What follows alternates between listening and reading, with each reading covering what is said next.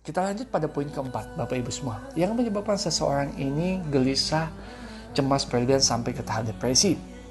Yaitu apa? Nah, ini bagian yang pembahasan berat dan serius, Bapak Ibu.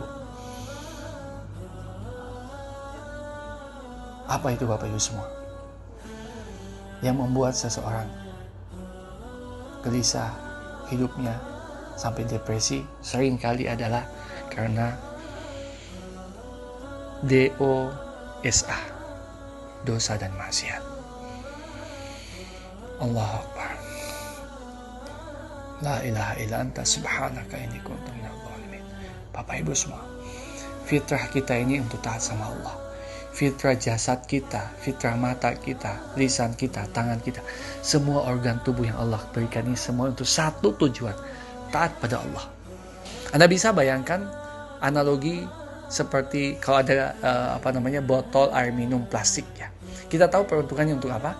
Untuk air minum, untuk air yang suhunya normal alias tidak panas. Anda bisa bayangkan botol air minum yang plastik itu Anda masukkan dengan air yang mendidih. Apa yang terjadi? Seketika hancur.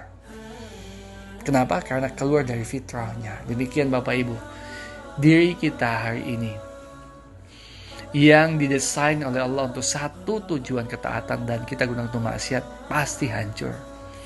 Sebab itu seorang guru saya pernah berkata seperti ini, kemaksiatan dan dosa itu selalu diawali dengan ketakutan dan kekhawatiran, dan diakhiri dengan penyesalan dan ketakutan pula. Saya ulangi pesan penting ini. Dosa dan maksiat selalu diawali dengan ketakutan dan kekhawatiran, dan selalu diakhiri dengan kecemasan dan ketakutan. Anda pernah melihat anak kecil gitu, yang tadi polos, jujur, sinkron antara apa yang dia rasakan dan dia ucapkan? Tapi ketika sering usia dia bertambah, dia mulai belajar ngarang, ya, bahasa lain dari berbohong. Dia mulai belajar bagaimana tidak mensinkronkan apa yang dia ucapkan dengan dia rasakan. Anda perhatikan gimana? Pasti gelisah.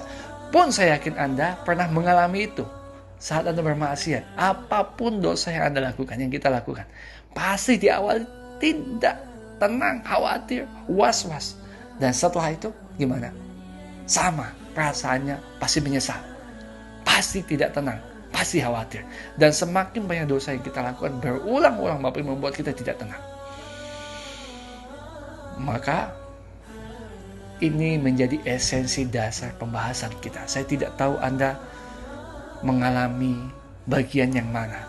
Bisa poin pertama, gak yakin hidup Anda ada yang ngurusi. Yang kedua, Anda tidak yakin bahwa Allah itu menyayangi, mencintai Anda. Yang ketiga,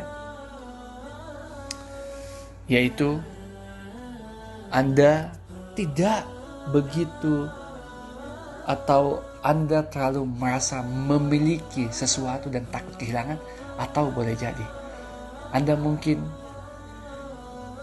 masuk pada sebab yang keempat karena dosa, atau bisa jadi terakumulasi menjadi 4 bagian itu. Untuk sesi kedua sampai di sini, kita jeda sejenak, nanti kita akan bahas pada hal-hal teknis sampai nanti mempersiapkan diri kita, pikiran kita untuk langsung praktek merilis emosi negatif yang berlebihan untuk cegah depresi kita. Stay di audio berikutnya. Assalamualaikum warahmatullahi wabarakatuh.